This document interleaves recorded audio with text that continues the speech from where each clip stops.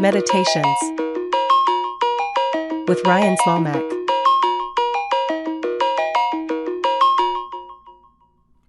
Happy February 14th, everybody, and welcome to episode 15 of Meditations with Ryan Slomak. If this is your first time listening to the show, I just want to welcome you with open arms. Happy Valentine's Day. This is a show all about making space for conversation so that we can learn from the people around us, see what stories are just floating in the air, and ensure that we are gravitating toward interesting humans. If you're a returner to the show, I just want to say thank you so much for your support. Happy Valentine's Day. I appreciate you. I would just throw chocolates your way if there was some way for me to do that through your smartphone or computer or car ride or whatever you're listening to this in. But sadly, we'll have to wait for some sort of giveaway in the future. This episode features Daniel Spolar, who is the founder of the Project Pinball charity. As I was thinking about the fact that this episode would be launching on Valentine's Day and just considering what we tend to focus on Valentine's Day, which is, oh my God, I need to demonstrate that I care about the people in my life by buying them trinkets and toys and candy, when really it should be a time for us to just take a step back and say, you know what, how am I helping the world around me? And I think Daniel Spolar is somebody who has that constant reflection and is just great to learn from. If you're unfamiliar with Project Pinball, it's a charity that puts pinball machines in children's hospitals and Ronald McDonald Houses and any other place where there's a demographic of people who are in need of an escape from some sort of trauma that they're going through. I don't want to belabor his story or just belittle it, so I'm going to let him tell it in his own words. So without further ado, here is Daniel Spolar. Daniel, thanks so much for beaming in. I like to think that this episode is bringing sunshine to the Meditations podcast for multiple reasons. One, because we're talking about an organization that I really believe in, but two, because you're set up in Florida and I'm here in upstate New York. Tell me how the weather is treating you down there. First off, I'm so glad to be here. Thank you for having me on. I was looking forward to this. I was listening to your podcast that you recorded prior, and such a great job. So I, offer everybody to go out there and give a listen to your catalog. You did a great job. So thank you for having me. And I was laughing because normally Florida's known for our sunshine, but it's been overcast the last 3 days. We had a rainy Christmas, just recently, and I was just waiting for the temperature to fall to see if we would have a white Christmas, but it never happened. But we are fortunate with the weather down here. Originally out of Pittsburgh, I could, I do know what the scale would be of being cold and not cold. So yeah, Florida's a great place to be to have, the warmth, maybe not sunshine like today.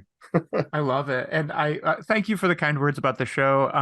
And funny enough, Pittsburgh has popped up as a theme on this show. There's been multiple episodes with guests from there. My buddy Dave Foreman is he's another pinball person. He's also a food host of a TV show in Pittsburgh. He was on, and then there's another my meta episode podcast about podcasting. We had another Pittsburgher on. So apparently that's the theme of the show. Maybe Florida will be our next major location. Pittsburgh was a great place to grow up. I was born and raised there, and I just loved the city. It had so much deep culture in it that was, decades old, that built into these communities, and I just loved that. Moving to Florida at an early age, it was quite a culture shock almost. Yes, you did have the beaches that you could go to and the sunshine and water sports, but I really did miss the nuances, the culture that Pittsburgh offered. And plus, sports, the Steelers and, the Pirates and the Penguins. The Penguins, you can't forget hockey. I was going to say, are you still a diehard Pittsburgh sports fan? I am. When it comes to, I should name it or call it proper, Steelers. You don't call them Steelers. It's the Pittsburgh Steelers. That's how Pittsburghese would say it. But I do. I love the Steelers, even if they're having an off season. You got to root for the black and gold, just like the Penguins. We're fortunate down in my area that the Penguins come to visit Tampa Bay, which is a relatively close drive, and then over in Miami as well. So I have a chance to see them twice a year if I have the opportunity to do so. So I love that. I Well, that's really. Well, that's awesome. So I just, since we're talking about kindness and care and charity, I mean, Pittsburgh is also the home of Mr. Rogers. And I feel like there's something to be said about just growing up in a place where like it's creating that type of media, and then just sort of being surrounded by that is probably pretty impactful. Well, Mr. Rogers, what can you say? Such a great influence. And I did not know until I was many years older. Um, I did not know that he was from the Pittsburgh area, from, again, that culture. I just thought everybody across the United States, in the world, perhaps at that time when I was young, um, had Mr. Rogers in their lives. And not only did I have it in my life growing up, but my kids had it in their lives as well. It was still relevant and still fresh. And even though some of the episodes I think were pre-recorded, it still had a nice, current theme to it still. So the kids just loved him. And what a role model he was for, just giving, you know, strangers kindness. I mean, it's just amazing. Absolutely. And this will air at the time of this airing. Christmas will have been several months ago, but I just got a Mr. Rogers book for Christmas. So this is all coming full circle, which is really nice. Um, Yeah, I Am Mr. Rogers, if anybody's interested, by Brad Meltzer and Chris Eliopoulos. Really cool book about just his upbringing, and it's geared towards kids to learn about how they can change the world, which is neat. But Daniel, I want to, before we jump into Project Pinball, I want to know a little bit just about your sort of background. I know that you had an entire career in general contracting before you switched to the charity work that you're doing. What sort of drew you to that industry? Well, for one, we grew up in a modest family, and I always learned the value of the dollar early.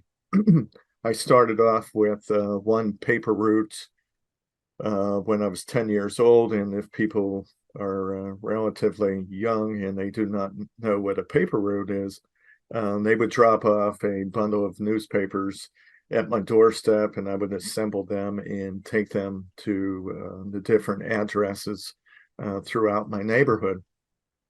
And I started off with 50 customers, and I took over another paper route and added another, I believe, 75 customers and added a third one. So at one point, I had over 150 customers, which, for a child of 10, I was making $75 to $100 a week, just with that off of, what I would make in tips. So, I learned quite early that, to get ahead, you had to really work for it. So my friends in school always talked about doing construction in evenings and on the weekends. So a good friend of mine asked me to join him and his brothers to, work on some drywall related stuff. It was sanding homes. The finishers would go in there, and I had the dirty job of going in there and sanding all the joints and making sure everything was smooth and pristine. And from there, it grew into actually installing, well, first loading and stocking drywall, which was very physical, uh, very demanding job. We didn't have a boom truck like they have now. It was a flatbed truck, and you would have to unload every single piece, which meant that you had to take 200 trips just to stock a home, on average, 200 pieces. So it taught me, for one, endurance, because you needed to have endurance to do that kind of work. And then I started installing. So again, is a lot of physical lifting, and I enjoyed that. I really did. So years later, when I moved to Florida, I found out that there was a lot of contractors that were out of state. So you would get hired just for that, that job or that site, and then they would quickly vanish. And I was promised all kind of things, that they would take care of me, and they would have a job for me, and just to find out that it wasn't true. So it really sparked me becoming a working foreman, so I could take care of my family and workers around me, because at that point, I just didn't like how things were progressing. I would stand up for myself and other people, other friends and workers around me, and have a voice in how we were being treated.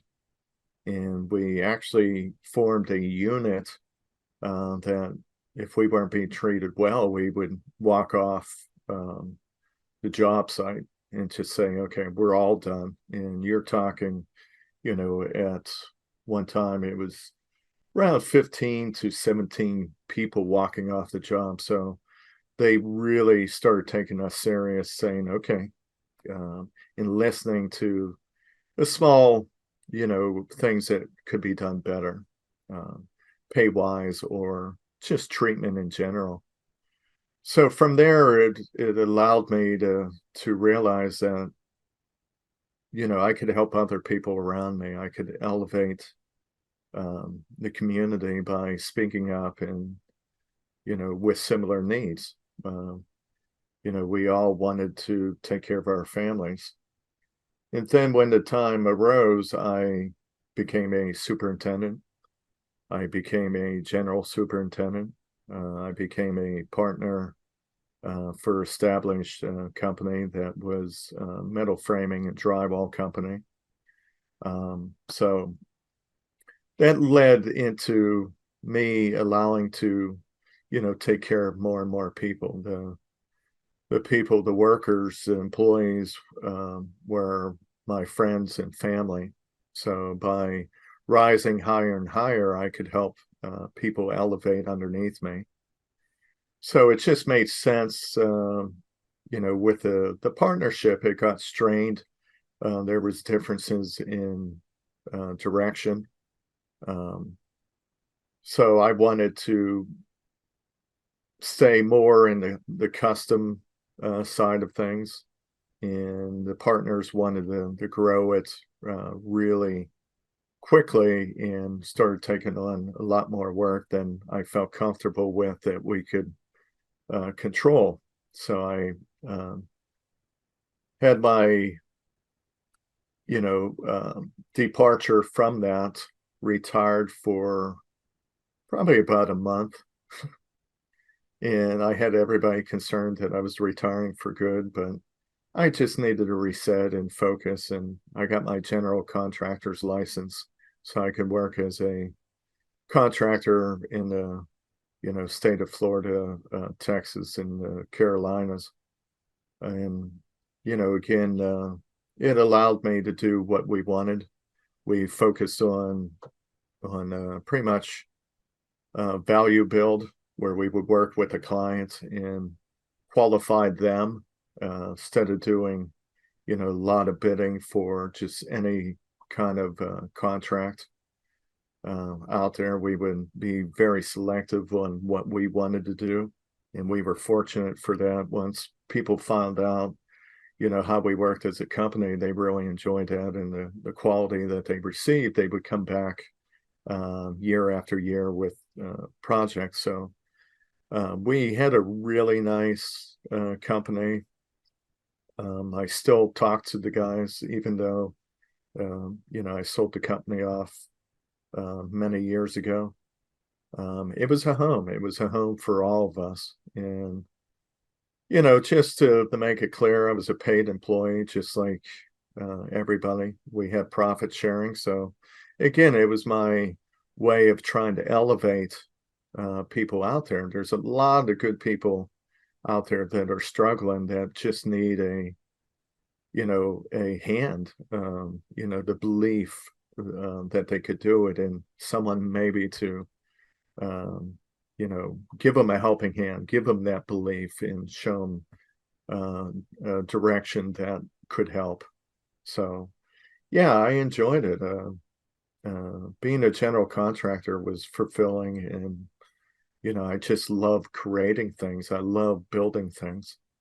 So one thing I'm curious about, just in that space is like I find that theme of, um, it's not only a leadership component, but just that idea that like there has to be structures in place to demonstrate to the people that you're leading that you care about them, and that you're making decisions uh,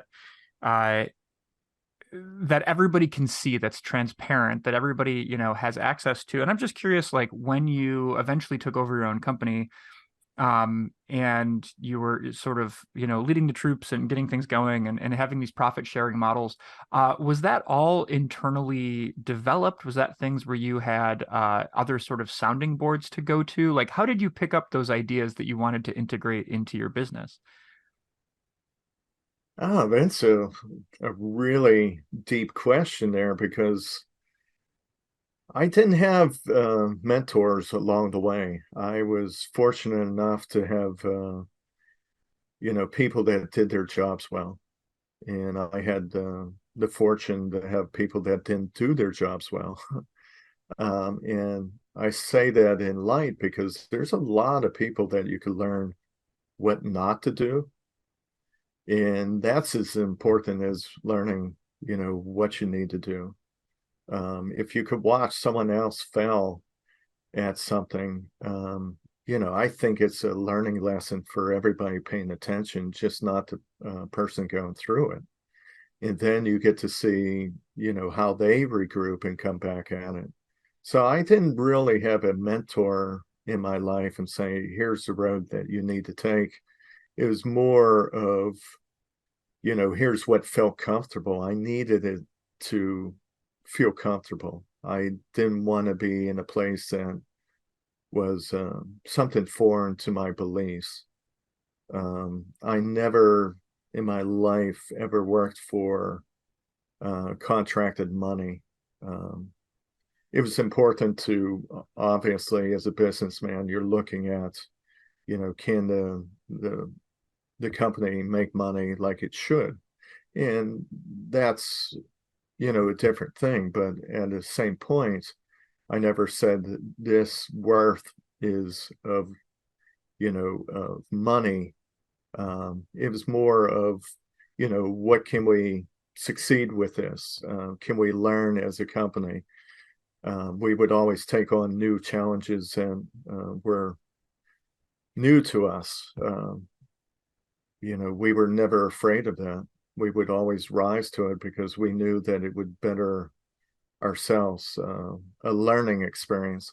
So, I wish I had a mentor. I think the road would have been a lot easier. Um, I did have sounding boards, people in the industry, like I said, I respected and would learn.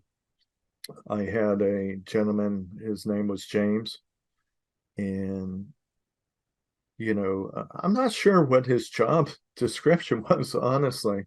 He was like the go-to guy if you needed help with something special. You would go to him, and he would be the troubleshooter. And he was such a guru on so many things. He knew about the fire marshal regulations, the fire code, and he would know these books. There was 3 orange books that I would carry around just for reference, and he would know these books inside and out, so much that the fire marshals would, ask him questions when they showed up on site, they would ask him for his input. And, I'm saying this because he was, a very big part of my life. I would have him helping me, um, on buildings at that time, maybe doing the layout. I would have to lay out a 5-story building, and he would come in and say, "You don't need me here." And I would just say, "Yeah, but I love having you here, and I always learn something." And so yeah, I would have to say, I did have a mentor. It was for a short period of time, but he never. When I left that company, we would talk often. Several times a month, just call each other. And even if I had a problem on another job that I wanted his opinion on, he would always be there. So, but other than that, not really. Florida, um, I don't want to say it as darkly as this, but you know, it was a dark time for Florida construction. There was a lot of misgivings. There's a lot of people coming into Florida that were not licensed, and they would take deposits and just quickly leave as well. So there was a lot of it was like the Badlands down here. And working for people like that, you had to really make sure that you got paid on Fridays as well. I remember many a times just sitting at the office of these buildings waiting to get paid before I would go back to work for the next week, because you never knew if you were going to be able to receive a paycheck for the work you already did. And it was more of that teaching me that, again, if people are coming to work, you want to make sure that you treat them with respect, because these guys are artisans if you treat them that way. If you give them a task for them to rise to, they will. But to the other side of that coin, so to speak, you need to make sure that they understand that they're going to get paid for what they're worth and on time, because they're there to take care of their family. And the last thing that I wanted them to be worried about is, how much they're getting paid for the job at hand. I wanted them to focus on the creativity, bringing that artisan to the highest level and doing the best that they could. So if you could take out them thinking about, if they're going to get paid on Friday or not, it allowed them the freedom to really enjoy, where they were at. Yeah. There's two points there I wanna just hone in on for a second, because I think it's really important. I can't tell you how much joy it brought me to hear you say sometimes it's important to learn what not to do from people. I tell my students that all the time, like when, we're always so focused on just as people, like, oh, this person's so good at that, they're so good at that, they're so good at that. We never, or we then we're focused on how we feel when we're treated improperly by somebody or something, but we very rarely go through and look at somebody's I don't know, poor manner or attitude or the way in which they handle a job, and we think to ourselves, number one, my interaction with them is temporary, and two, if I can not be like that, if I can flip that around, if I can figure out how I can be the antithesis of this person's behavior, good things will happen. And I'm so glad to hear you just say that, because I think that to me, most of my successes have come from like being in a place, working a job or something, and then saying, this is what's not working. If I was to do this on my own, here's what I do. And then when some opportunity of leadership presents itself, you're already prepared. You don't have to rebuild everything from the ground up, because you're ready for it. You've had those experiences, you've mentally processed.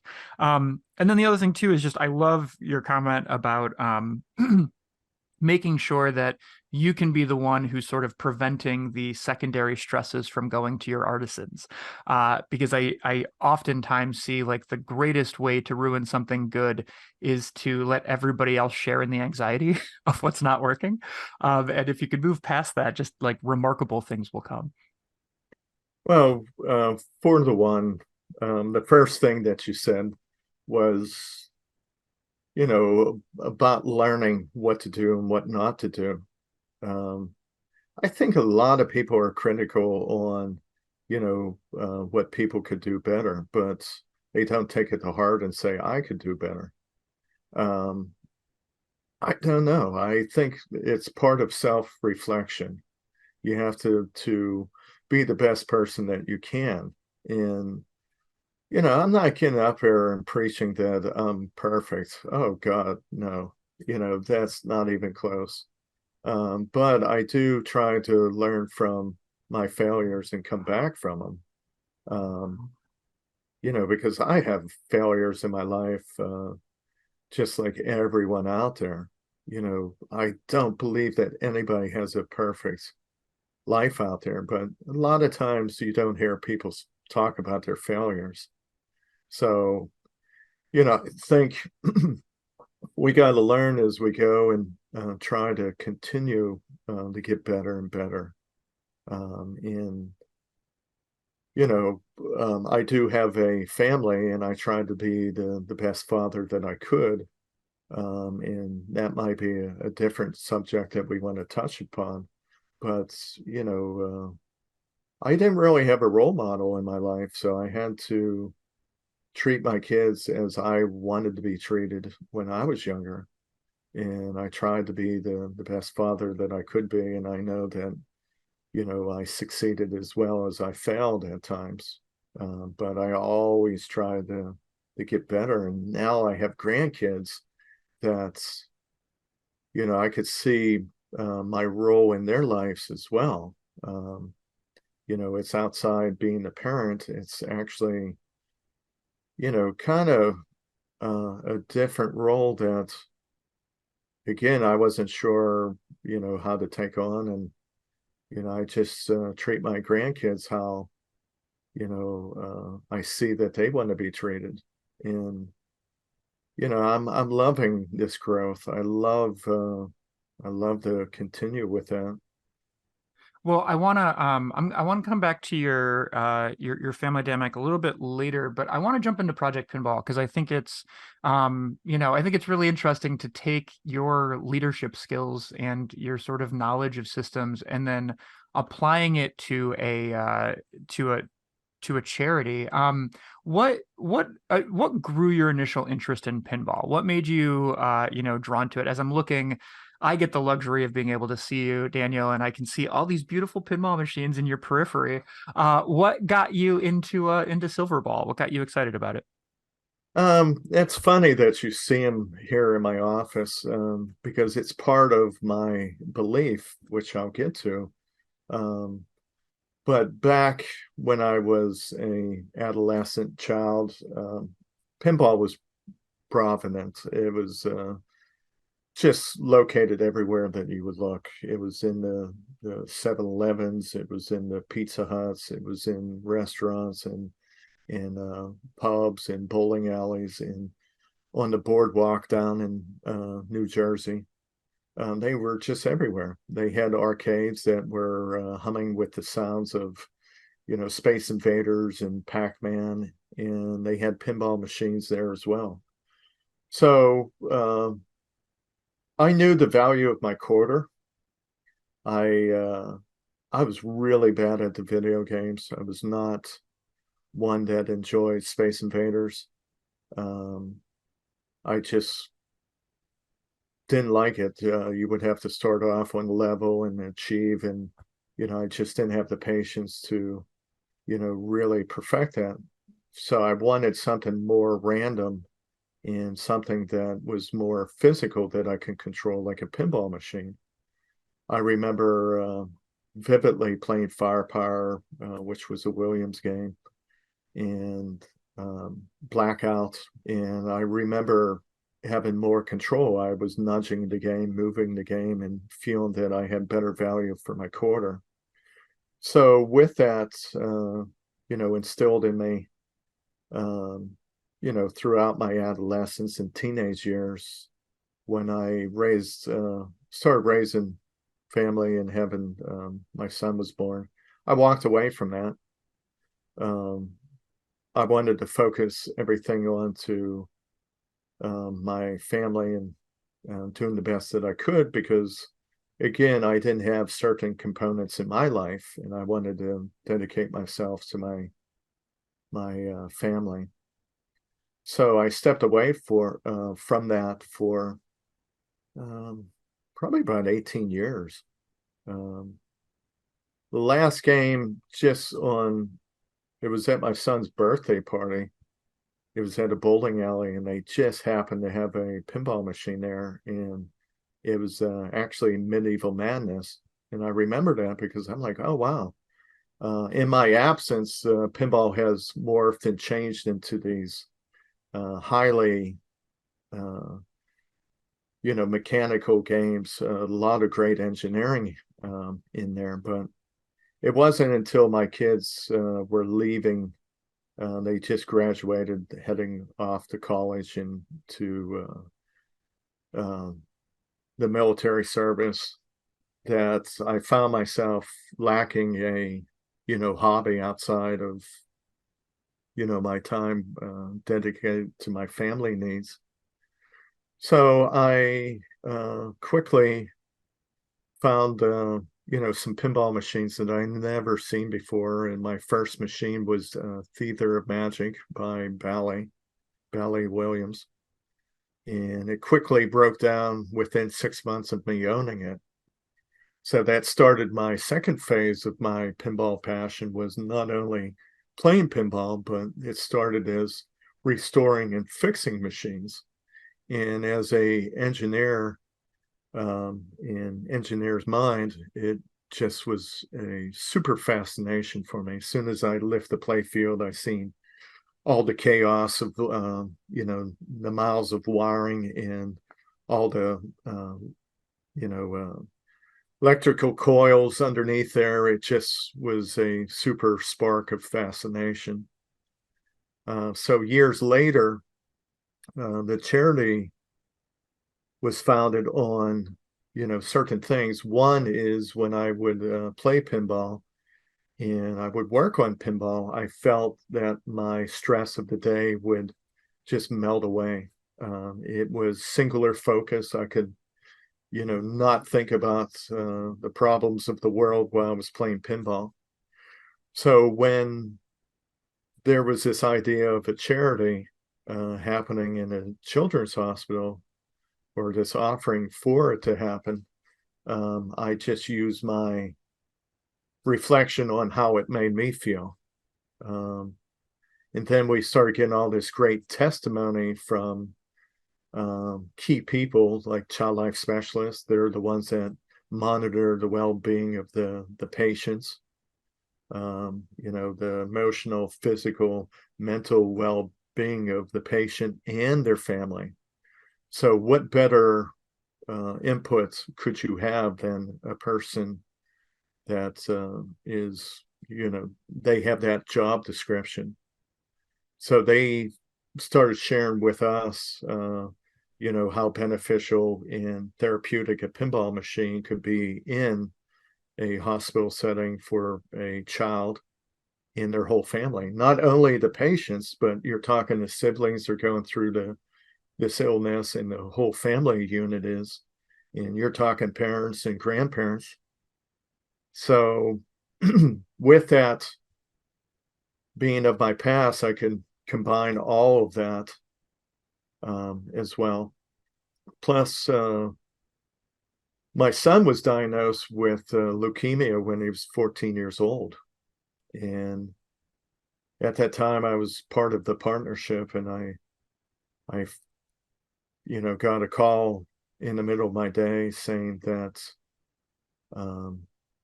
this is a lot more severe and it could be leukemia.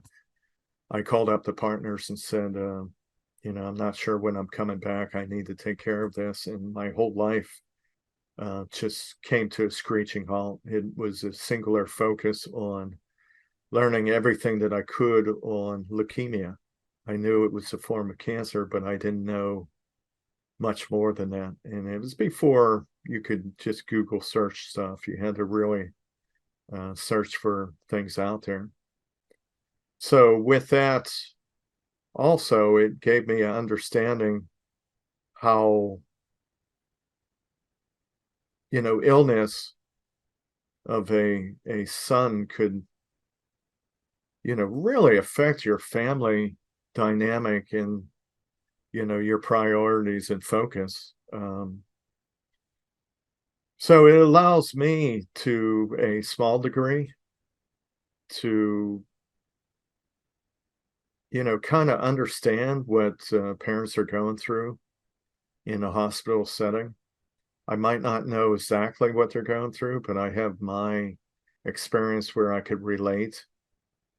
And there were certain things that were lacking, in a children's hospital. I'm not trying to be negative in a way, but it's a positive thing that I see growth in all those years to what I see now. And I think that brings me great joy knowing that there's support for these families. There's these people out there that are helping the family go through this troubling time. And that's why the charity wants to be a part of that. We want to add our dynamics of what we see with the pinball machine to help with that benefit and the therapeutic values that it could bring for this family. Yeah, I want to just drop a few data points because I think it's important. So your charity is Project Pinball, and you guys have been around since 2011. And you help coordinate not just the implementation of amusements equipment, in this case pinball machines, into children's hospitals, Ronald McDonald Houses, places where this type of I'd almost call it like flow state therapy, the ability to have some sort of amusement that will take your mind off of things and allow you to, some form of escapism. But you've managed to do this all over the country. 27 states at this point have equipment that has been donated by Project Pinball. There's 65 children's hospitals with 70 machines that have been instated, which is amazing.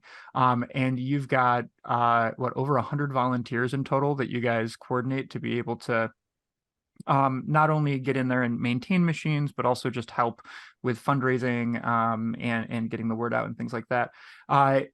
So I guess the reason I wanted to just lay that framework out there is because I think that, when people hear like, oh, they put pinball machines in children's hospitals, it's great, cool, like that's an interesting thing. But I want to speak personally for a moment that when I was young, when I was in sixth grade, I was diagnosed with leukemia as well. I had ALL leukemia, and it was going to be a 2.5 year prognosis, so that basically my entire middle school would be wiped out. From sixth grade to eighth grade, I would just be the cancer kid. And at least that's what my brain told me when I was 11.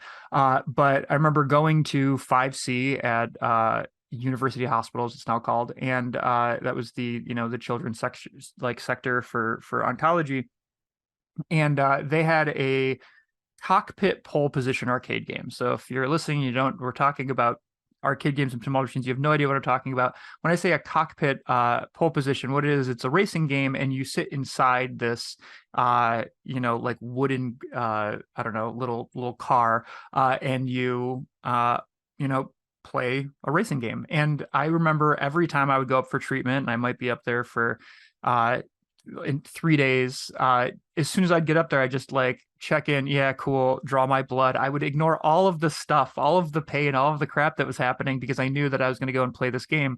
And it truly was this sort of like out of world escape for me. And you guys have managed to do this in a manner where it's affecting thousands of people on a daily occurrence, where it's not just the kids who are going through something. It's, the doctors who need an escape. It's the nurses who need an escape. It's the parents who need an escape. And you're ensuring that these things are working. I want to bring it back though. You talked about how this was founded, and it was founded because somebody had donated a pinball machine at a hospital, and it was kind of a one and done step, but there was so much more to do for that. So can you tell us a little bit about this like magnificent Spider-Man machine that lit the entire organization up? In the very beginning, a friend of mine found a pinball machine that was located at a local children's hospital in the oncology ward. And she was taking a tour of the facility and seeing this pinball machine that was dark and wasn't being played in the family room. So she inquired about it, and they were saying that they were trying to find someone to fix this machine for over 9 months at that point. So she texted me at that point and said, there's a broken machine in the children's hospital. Would you like to take a look at it? I'm like, yes, have them reach out to me. So a couple of days later, we had someone reach out from the hospital saying that we heard you were the person to go to. So they told me that it was what was it, 2007 Spider-Man made by Stern. And this was like 3 years after the fact. It was actually November of 2011. So the machine was on site for about 2.5 years. So I go there with basic cleaning supplies as you would of a game of this. It was relatively new. It was only a couple of years old. So I took basic cleaning supplies and rubbers, things that I thought they would need. So I show up there, and the play field is just pitch black with filth. There's like a graphite, like sludge dirt, you want to call it, that covers the play field. And it was in horrible shape. It was played so much without any maintenance being done since its inception that it couldn't play anymore. There was things that were keeping it from, starting a new game. So at that point, I realized as soon as I seen it that I could not work on this machine in a sterile environment. I would be black as soon as I touched it. My hands would have this graphite grease on every part that touched the machine. So I had to convince them of allowing me to take it off site to my workshop so I could give it I needed to strip every single piece off the play field and just rebuild everything. So we needed a time and, parts for it. But the thing is, as I'm rolling this thing out, I have it on the cart, I'm taking it down the elevator. There was a family that seen me doing this, and they stopped me and said, "What's happening to our machine?" And I was really taken back by their possession, of this pinball machine. And that was the first eye-opening moment, was how much they cared for this machine. And the person, it was actually the father, he felt really bad because he thought he was the one that, broke the machine. And I reassured him that, no, it was a combination of it just being played without, proper adjustments. And I reassured him that we would have it, back in time for Christmas. So I took it back to the shop, and I actually did these videos. It's actually still out there, Southwest Florida Pinball Avenue, I believe, was the blog. And I did videos of me just ripping apart this machine. And I needed the specialized parts for the Spider-Man that only Stern could give me. And Gary hates when I say this, Gary Stern, the owner of the company, but I talked to him while he was at a show. I showed him photographs of what I was looking at on the play field, and this machine received 21,332 plays in about 2.5 years, which is amazing. Operators out there, if they had that many plays on it, they would be quite happy, with that number of plays. So, that was another piece of the puzzle that started me thinking, how could this happen? It was in a family room. How could it receive over 21,000 plays in this short amount of time?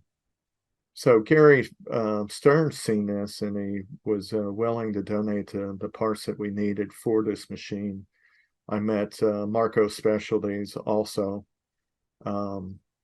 They donated the pinballs and the rubbers and the LEDs for the machine. So the community pretty much raised up to help us. We were doing fundraisers. It was called Save the Spider-Man for the Kids. That was the very first Facebook campaign that we did. And it was just to raise money so we could afford the parts that weren't being provided. And I knew that the maintenance was going to have to be done by myself. Every 5 weeks, I go in there and take a look at the machine because, again, a pinball machine is similar to like a car. You have to do routine maintenance. If not, the car is going to cease to function. You have to rotate your tires, keep the tires aired up, change the oil. The basics. It's the same thing with the pinball machine. It's a mechanical device that needs maintenance to it. It needs adjustments and just some tweaking along the way. So it took 112 hours for us to rip down, rebuild, and return the machine. And again, our goal was to do it in 2 weeks' time, 3 weeks' time, and have it back in time for the Christmas holiday. So when we were returning it, I pulled it out of my SUV, and as soon as the family seen it, they were following us and applauding. I mean, the kids were jumping up and down, and the parents were super excited that their Spider-Man returned. This was their game, and they were super happy that it was returning. So, we had all these, moments where all I had to do was combine this information. So when I would return for the maintenance, again, I would receive this testimony from the small patients. They would come up, and I would always offer for them to hold the pinballs in their hands, and they would hold them like precious little eggs that were going to be dropped and broken. And I always thought that was, pretty funny that these metal ball bearings that could be thrown across the room without receiving damage, and they were holding them like they were these precious jewels in their hands. And they just loved looking in the coin door, the front door of this machine, and they could see everything underneath the machine. They could see the wirings and the lights, and just a fascination through their eyes. And then the parents would come up and say how much they needed it. And they would say, after they put their child to bed on a certain evening, they would go down there and relieve their stress by playing pinball. And the one time, this is a funny story, I had a nurse run in. She seen me arrive for the maintenance, and she told me not to move. The doctor wanted to talk to me. And I'm like, oh my goodness, what did I do? What did I do wrong here that the doctor wants to talk to me? So he comes in, and the first thing that he asked was, who keeps taking down this high score? So, I had to confess that it was me. Um, I would test play, and I'm doing finger quotes, test play the machine after I cleaned it up. I wanted to make sure that everything was working proper. And the best way to do that is to actually start and play a game. And I had a chance to actually take down his high score and put in my initials. So he was really upset about this. And I told him, hey, it is elevating your gameplay. So he's seen, what I was mentioning, and it pretty much made him feel better that he was becoming a better player. But in that moment, I realized that the doctors were really enjoying this and they needed it. And he actually shared with me when he gets a small patient and, their family in there, he rounds them up around this pinball machine and breaks the ice by playing a game of pinball, something that he enjoys. And it breaks that tension and it builds that bond with the child and their family. After returning this machine and doing the maintenance, at this time, I'm an avid tournament player as well. So I'm thinking, I'm traveling the state of Florida. There's other children's hospitals in our state. And here I'm in Fort Myers. So I'm thinking, okay, there's probably a children's hospital in Tampa. And I was aware of that one. There's probably one in Jacksonville, Tampa, or I mentioned Tampa, Orlando, Miami, Tallahassee. So I'm thinking, yeah, there's probably 5 more children's hospital. So my goal at that time was to raise enough money and to be able to ask my friends in Jacksonville, hey, if we place a machine in your children's hospital, can you, do the maintenance similar to what I'm doing in my hometown? And that's what the charity focus was on. But me coming up with that goal before I actually did the research on it was something that was an eye-opening moment. I found out quickly that at that time there was 14 children's hospital just in our own state. So I'm like, oh goodness, I'm going to have to, really get serious about this if we're going to do 14 machines because, it went from 25,000, 5,000 for each machine at that time and placing them, it became, a huge number. It came, a mountain to climb. So as a business owner, it just made sense for me to incorporate. And the charity is actually Project Pinball Charity Group Incorporated. And we filed for our paperwork through the IRS to be recognized as a 501c3 charity, so we could function as a charity entity.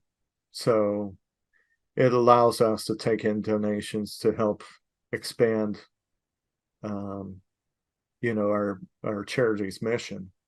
And we started getting inquiries of outside Florida. Can we do this in San Francisco? Can we do this in Chicago? Can we do this in New York?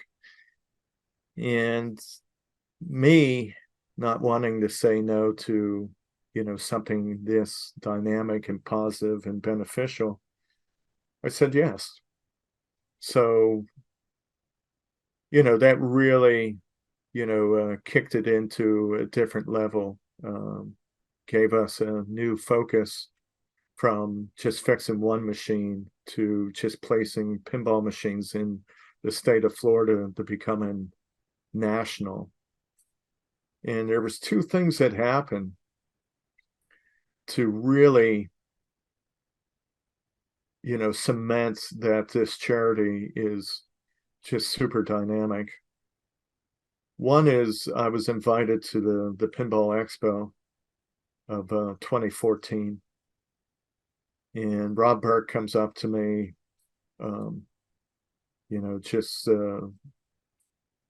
one of the afternoons I was there, and he says, I would love for you to talk about the charity. Would you like to get up on the stage at the banquet and, tell everybody quickly, in, um, what the charity's about? And without thinking about it, I said, yes, I would do that. I never been to a banquet before. I did not know what I was agreeing to. So I show up for the banquet, and it had to be 225, 250 people um, in the banquet hall. And it wasn't just the hear what the charity had to deal with, not at all. We were just an afterthought. They were doing a Hall of Fame inductions. Lyman Sheets was being inducted that year. A couple other people, but it was this great ceremony. Paul Ferris, the famous artist of the ballet machines, he was such a great artist. He was given his life story. And I'm looking around this room and I see all these people that I respect. All their machines I really enjoyed, and I enjoyed the passion that they put into these machines. They were, as an engineer, I knew what it took to, bring their passion into this machine. It wasn't a job that they were getting paid to do. They were just, dedicating their life and hard hours and, just sweats to make these games. And I started to get really nervous. I'm looking around and I'm like, oh my goodness, there's all these people that I just respect immensely. And all of a sudden I get called up on stage and I'm like, man, I don't like to go script. I like to speak from my heart or, when I'm thinking of that moment. And the first thing I thought of is how much passion that these people in this room put into this, industry in finger quotes. Because this was a game that they enjoyed making and a game that I enjoyed playing, these machines. So the first thing that I said is, I love all the passion and hard work that you put into designing these games. And I want to show you how we're giving this passion back to people that could really need it. And, I'm getting kind of choked up because, as I speak those words, because that's what our charity tries to do is, show people why these machines are needed. And I did my short little, description of, what I'm talking about here, how the charity started. And, I stood up and I was leaving, and Paul Ferris was a wrestler, and he put me in a huge bear hug and I couldn't even breathe. Here's a guy I never even spoke with before. And he said in my, ear as he's holding me in this bear hug that he just loved, everything that we were doing and just keep it up. This was a complete stranger that was showing me the emotion that I was feeling. And before I could walk off the stage, everybody stood up in the room and just started applauding our efforts. And, I'm like, wow, here these people are accepting what we do, um, as a charity. They get it. So I walk out of that room, feeling, elevated like I never felt before, pretty certain that, this was a viable charity. This is something that we can move ahead.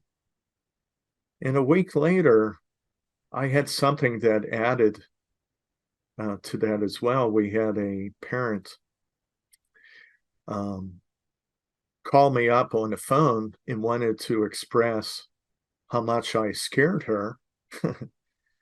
And I say that in a joking way because she wanted to, express that she was terrified in this moment. We placed a Star Trek pinball machine in the St. Louis Children's Hospital.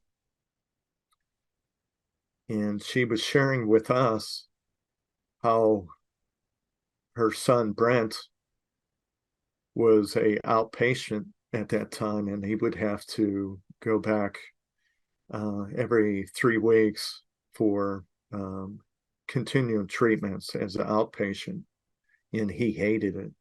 He just did not like it. He would just hide throughout the house. He would do everything he could to drag his feet and not want to go to his therapy, and rightly so. The treatment that he would receive would make him very sick. He would receive such, heavy treatments that he would be um, very sick. He couldn't get out of bed. He was nauseated, um, and that's putting it mildly. And he would be sick 3 to 4 days after he received treatment. Who would want to go through that? Who would look for that to happen? Say, wow, this is great. I'm going to be sick for, this time and to that degree. So we scared her because she could not find her child in the house at all. She went through all the hiding spots, and she looked out the front window of the house and seen that the van door was open. And she thought that was curious. She didn't think she left it open. So she walks out there, and sure enough, her son is fully dressed in the passenger seat, waiting to be transported somewhere. And she asked the question, do you know where you're going today? And he's like, oh, yeah, I just want to go back and play pinball.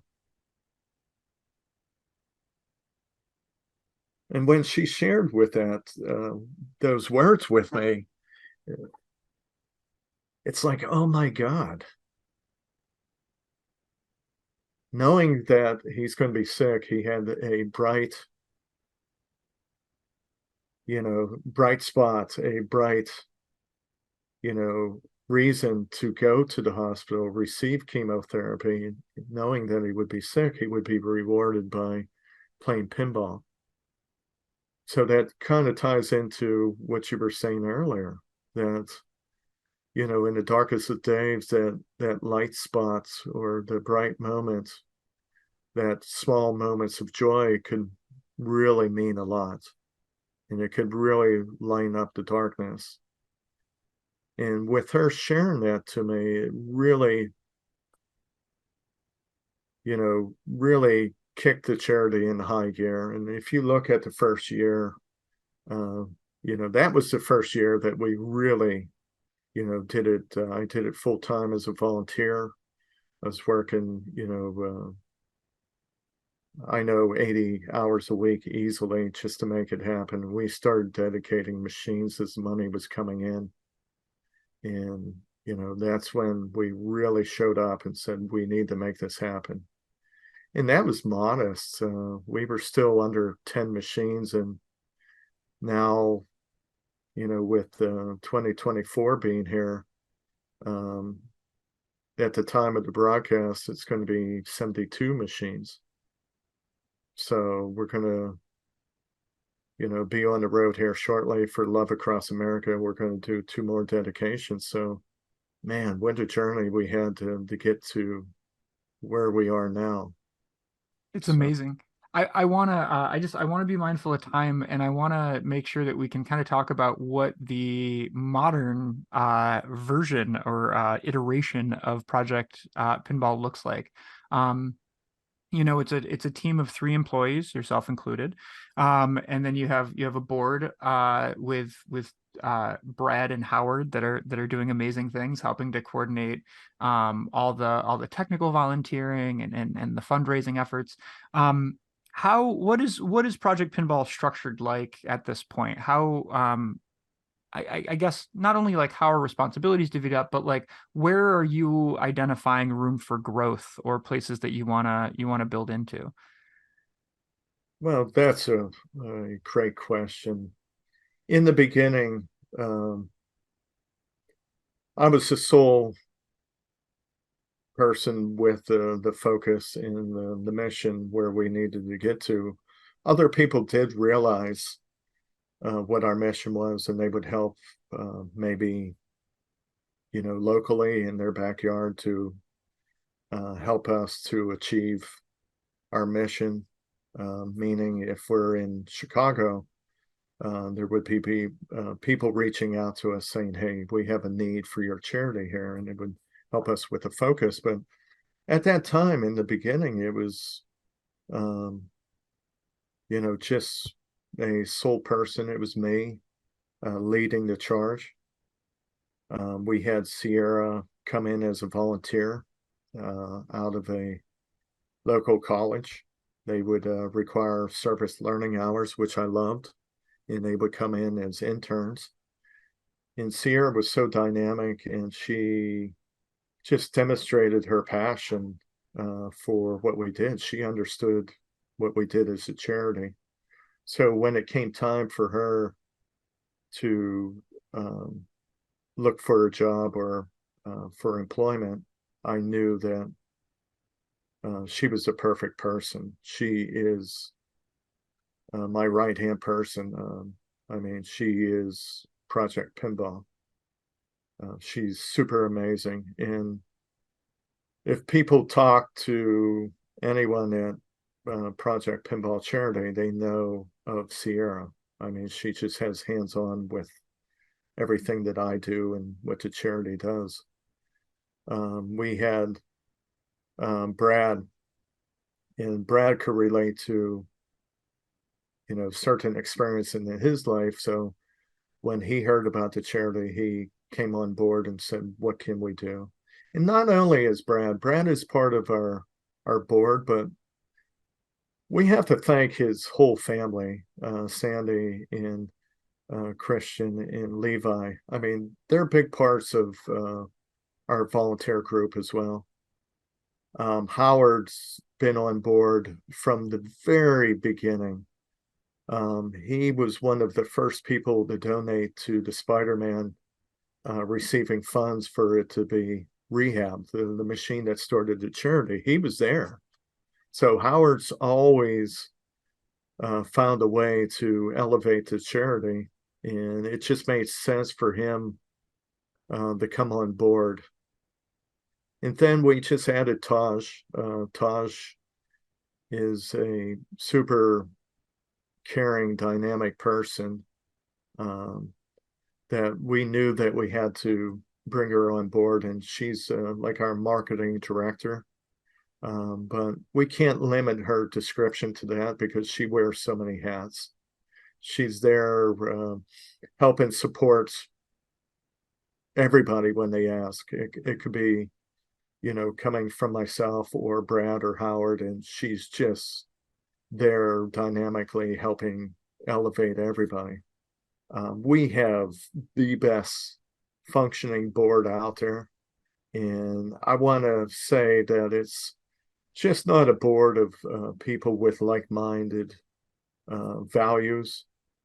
I really think that we're a family when it comes down to it, and we have the passion to put behind this charity to elevate it. So our mission in the future is continually growing, and we had several phases in the very beginning, knowing that we would have to be patient to grow into them. But now we're opening up those phases to really elevate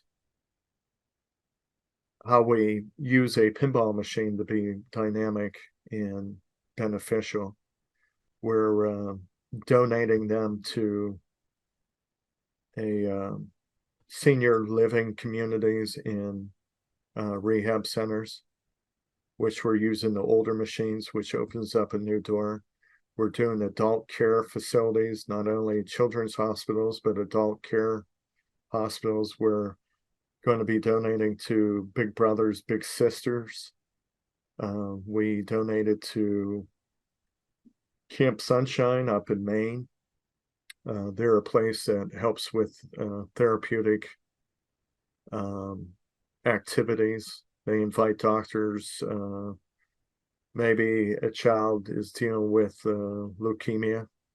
They invite the child and the whole family up there, and they have doctors which specialize in what they're going through to be there. So when I heard about that, I'm like, wow, that's amazing, the support that they offer. So we have a machine there as well. So we're a lot bigger than what people are aware of. Not only do we do Children's Hospital, Ronald McDonald Homes, but we do these other avenues as they are presented to us. So yeah, we love the charity. And I like to say this as I changed the quote a little bit, but it takes a village to raise a charity. It's not just me, running this charity. I have a great support. Not only do we have Sierra and Taj and Brad and Howard, but we have a legion of volunteers out there, and they range from our volunteer techs that take care of these machines that are placed in these, foreign cities like, Los Angeles and San Francisco, Portland. We're up in Maine also. So we need the people to support in these machines and do the maintenance, routine maintenance. But we have volunteers that are doing fundraising for us in their community. And I think that's another thing that I want it to be known, that when we raise money, when we say we go to Tulsa or we go to Phoenix and they're holding fundraisers for the charity, 100% of their donations go back to Phoenix, say, since we mentioned that. 100% of their efforts and their sweat and dedication goes back into their own community. And this allows us to take our local charity from Fort Myers, Florida, and plant it into Phoenix as a local charity. That way, every effort that they put in is benefiting and elevating their community. Because I believe there's a lot of people that want to do good, but sometimes they're discouraged by not knowing how. So if we give them the focus and say, 100% of your efforts are going to return to your community for your kids and families, I think they really enjoy that. And, I think that's something unique about our charity, that we're very transparent. We show exactly where the money is coming from and where it's going to stay. So I love that about our charity. It's great. And I apologize for rushing this along, but I want to be mindful of time. There are a number of ways that people can support Project Pinball. And, Daniel and I had a conversation before this about the fact that Daniel may be the most humble individual I've ever met, who, despite running a charity, never wants to overtly say, hey, donate money to us. So I'm going to be that catalyst right now and say, I strongly encourage you supporting Project Pinball in whatever way you feel comfortable. And it could be something as simple as sharing the message. And if you are somebody who owns a pinball machine that you would be interested in donating to Project Pinball, you can reach out to them directly to do that. If you're somebody who has technical skills and is interested in just saying, hey, if you need me, I'm a resource, reaching out's a great way. And if you're somebody who has fiscal resources, if you're somebody who has money one of the things that I love that you guys do is the game raffles. And for those who are listening who are like, game raffle, I'm in. Like, this sounds fun. What are we doing? Whenever there's a new game that Project Pinball is able to get their hands on, they will do a raffle where you can buy a ticket for a fixed price. And there's a finite number of tickets. I think it's usually around 200. And you can buy a ticket for a set amount, and they will draw a winner, and that person will win a brand new pinball machine. And for those who are listening who are kind of unfamiliar with the market, a brand new pinball machine can cost between six and a gazillion dollars at this point, but about 6,000 on the low end for a new machine. So the ability to donate a fixed amount that is well under that, and then be able to have a chance to win is pretty cool. And I do want to point out that there are a number of people that I know that have won these machines over the years. And as I go to their game rooms and I see what they're like, oh, it's a Project Pinball one, and it's this feather in their cap that they are just so proud of. That not only were they, oh, I donated for 10 different raffles and I finally won one. But it's also just a cool way to kind of give back to the community, which I think is really exciting.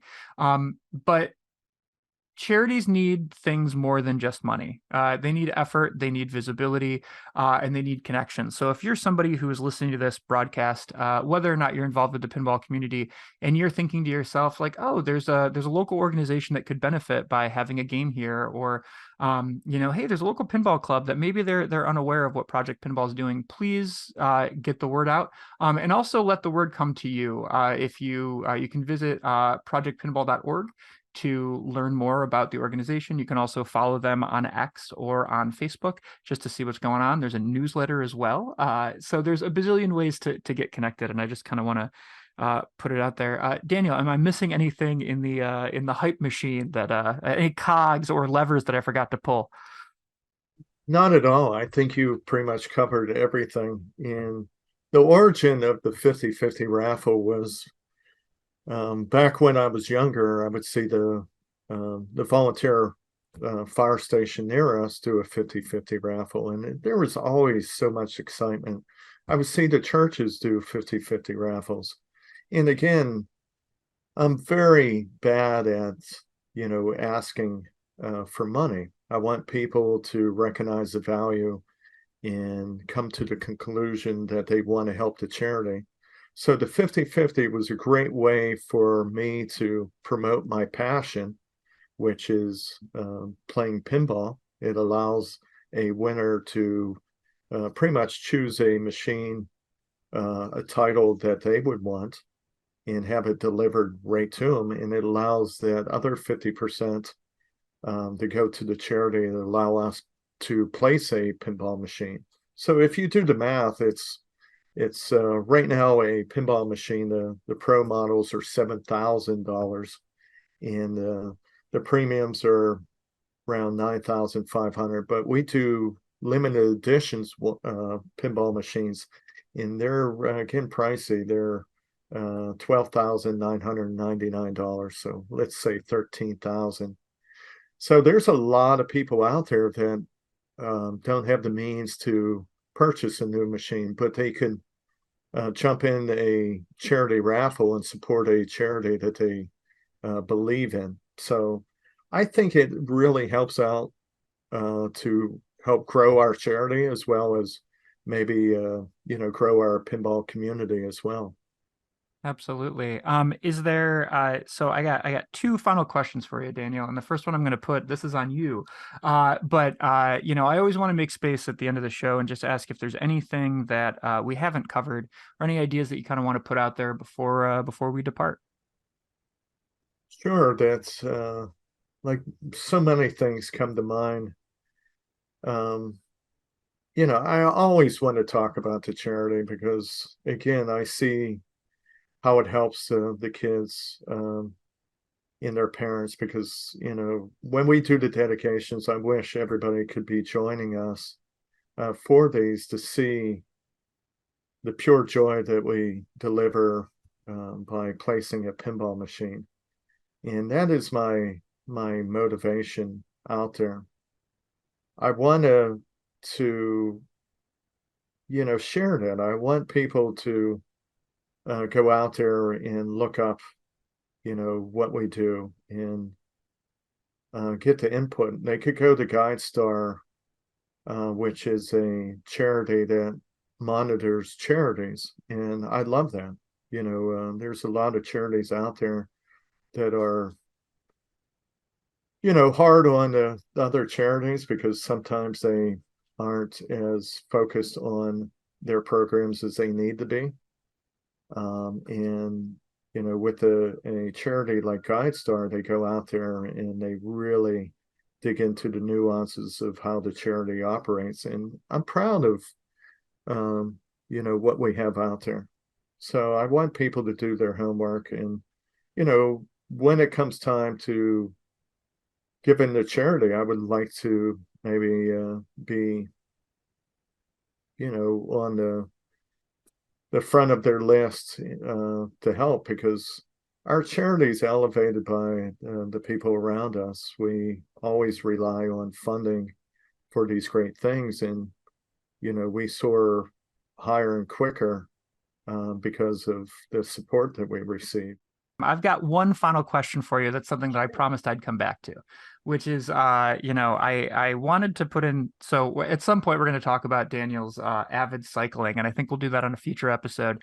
But I want to talk about your grandkids for a second. And my question is this, which is, I think the theme of mentorship and leadership and self-reflection has come up a lot in this conversation. And I'm curious about what characteristics do you want your grandkids to see in you when they're looking up to grandpa? What are things that you want them to take away? Wow, that's a deep question there, Ryan. Um, there's so much that you want to achieve in the eyes of your grandkids. You want to be nurturing. You want to, as a parent, former parent, right? Or continuum parent, you want to protect. So I would like to, teach them things that they would need for the rest of their life in a soft way where it doesn't seem like a lecture, where they could see grandpa living a life that they would like to mimic. I mean, it's tremendous pressure on,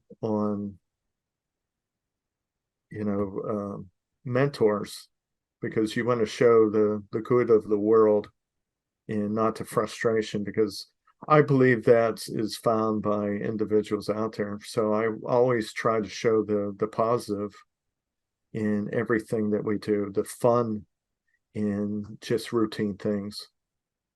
Try to elevate things, and I think that my grandkids, they just want time. They want to laugh and play.